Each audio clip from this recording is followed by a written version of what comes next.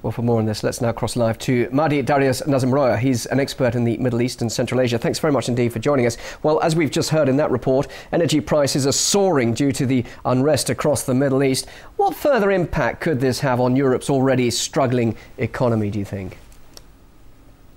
We're seeing the world economy becoming remodeled. This includes the European continent and specifically the members of the EU. They themselves are part of this project, and they're driving themselves further into the orbit of the United States. They are backing away from Russia, which is an actual dependable and stable form of energy for Europe. But they themselves, when they get involved in such operations as the ones in Iraq or in Libya, know very well strategically what the outcome will be, and the European leaders are actually pushing Europe into the lap of the United States. So we're going to see Europe becoming remodeled and integrated further with the United States. But isn't this hike, sorry just to interrupt, isn't this hike in energy prices a knee-jerk reaction? Because after all, if we look at what's happening there in Libya, despite the disruption and the turmoil there, the rebels have actually created their own central bank and a new national oil company. So doesn't that suggest that they're actually getting their act together? To an extent, it is a knee-jerk reaction, but I'd like to also point out that the rebels' oil supplies have been disrupted by the Libyan military as well,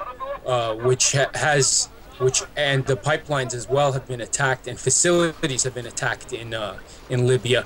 But the Europeans know very well, specifically the EU, know very well what direction that this is taking. And yes, it's more than a knee-jerk reaction, because it's strategically, it helps justify their new economic reform policies, their austerity measures. When prices go up, a lot of things in the economy have to change. And instead of moving and cooperating with Russia, they're actually moving away from Russia, which is very ironic and against their own interests.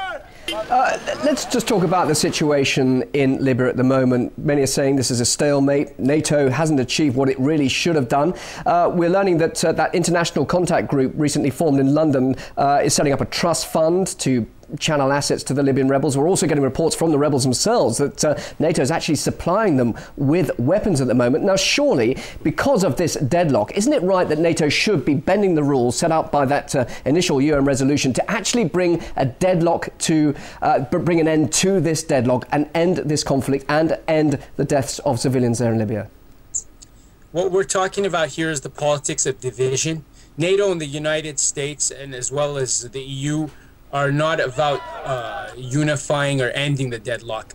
What they're doing in Libya is actually insidious. It's a gradual, subtle, it's a gradual and a slow, progressive, harmful process. But how can you say that? So are you actually saying they're trying to prolong this campaign? I mean, doesn't that contradict what we heard yesterday from Sarkozy, Obama and Cameron saying, look, what we've got to do is actually now get rid of Gaddafi. That is the main aim. They're definitely trying to prolong this campaign. They're the ones who speak in contradictory tone. Mr. Obama says that we're not going to send troops. Then he says we're going to send troops. The Italians say we're not going to get involved. Then we're going to get involved. NATO's not going to go. NATO's going to send troops. The spokesperson for NATO says we won't send troops. The military commander of NATO says we're going to send a stabilization mission. They can't be trusted. Like, I have to be blunt. This is all they contradict themselves. But just to explain quickly why. Many people will be thinking, well, why are you saying this after all this effort and energy that NATO have been putting into this, and of course with help from the US? Why would they want this to be a prolonged conflict in Libya and not remove Gaddafi as soon as possible? It doesn't make sense, does it? It does. I'm glad you asked this, because people have a right to know. They are prolonging the conflict because the longer this conflict takes, the more entrenched the Transitional Council will be in their services. What they've been doing is they've been playing a teeter-tottering game. They've been helping the rebels, then ceasing help. Helping the rebels, and then reducing help. They want to divide the country and weaken it. This is why I'm saying this is an insidious process that's taking place. Just quickly, we haven't got much time. We did talk about Russia earlier. I just want your quick comments about Russia's potential role here in bringing some sort of stability to Libya. Just briefly, could Russia be playing a role here? Yes, Russia and the former Soviet republics can definitely play a role. In 2010, the Secretary General of the Collective Security Treaty Organization, which is headquartered in Moscow, and the Secretary General of the United Nations made an agreement that sets the legal and political framework into place for an end to NATO's so-called peacekeeping monopoly. Russia and the Collective Security Treaty Organization members, which include Kazakhstan, Belarus, Armenia, and countries like Tajikistan, can all send peacekeepers into Libya.